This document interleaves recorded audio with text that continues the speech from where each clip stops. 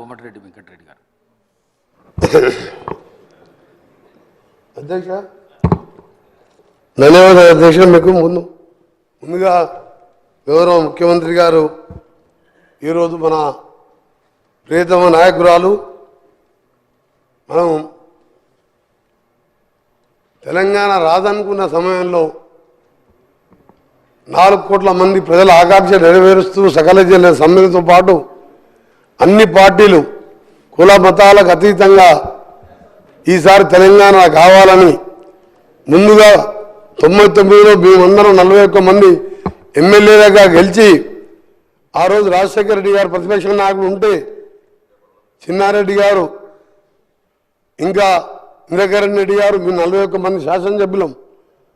రాజశేఖర రెడ్డి గారు కూడా చెప్పినాం మాకు తెలంగాణ రాష్ట్రం కావాలని చెప్పి.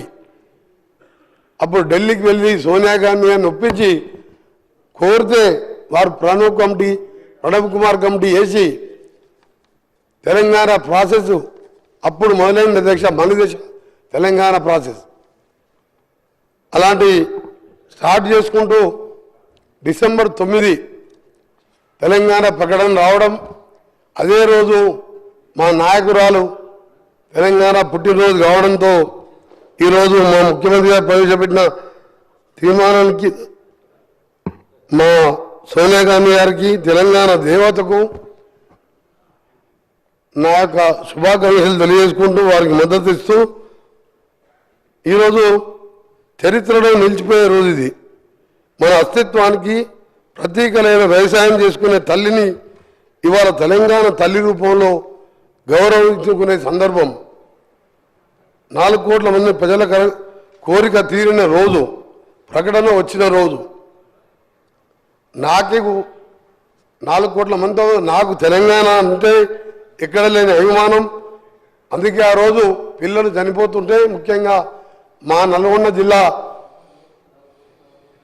శ్రీకాంతాచారి మా ముద్దుబిడ్డ ఎల్బీనగర్ చౌరస్తాలో కాల్చుకొని జై తెలంగాణ అనుకుంటూ మంటలల్లో అమ్మ అమ్మ అని అనుకుంటా జై తెలంగాణ అనుకుంటూ పోలీస్ వ్యాన్లో హాస్పిటల్కి వెళ్ళి 4 రోజులు మృత్యుతో పోరాటం చేసి మరణించిన సందర్భంలో పిల్లలు చావకూడదని ఒకే ఉద్దేశంతో మనం కొట్టాలని మన నాయకురాల్ని ఒప్పియాలని నేను కూడా 3 సంవత్సరాల మంత్రి పదవి వదిలిపెట్టి ఆమరణ నిరాశ చేయడంతో పాటు మా గౌరవ ఎంపీలు సొంత పార్టీ ఎంపీలను కూడా వారు పోరాటం చేస్తే పార్లమెంట్కి వెళ్ళి సస్పెండ్ చేయడం జరిగింది. ఆ తర్వాత తిరగా తెలంగాణ ఏర్పడడం, తెలంగాణ వచ్చిన తర్వాత అక్కడ కూర్చున్న ముఖ్యమంత్రి స్వయంగా 14 మంది కుటుంబ సభ్యులతో మా నాయకురాలు పోయి కలిసి కుటుంబ సరంగా ఫోటోలు దిగి తెలంగాణ దేవత అని చెప్పడం. ఇదే కుర్చీలో కూర్చొని మేము ఇక్కడ కూర్చున్నాం 2014లో. వారు సరే 1,00,000 అబద్ధాలు చెప్పిండా 200 లక్షల అబద్ధాలు చెప్పిండా ఆ అధికారం వచ్చింది, అక్కడ కూర్చున్నాడు.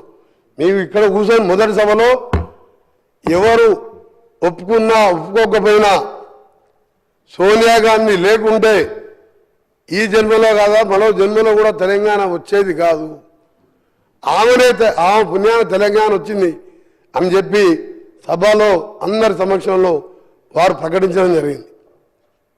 నేను కూడా సభలో ఉన్నాం, తెలంగాణ ప్రజలు ఉన్నది, మీ రికార్డులో కూడా ఉన్నది.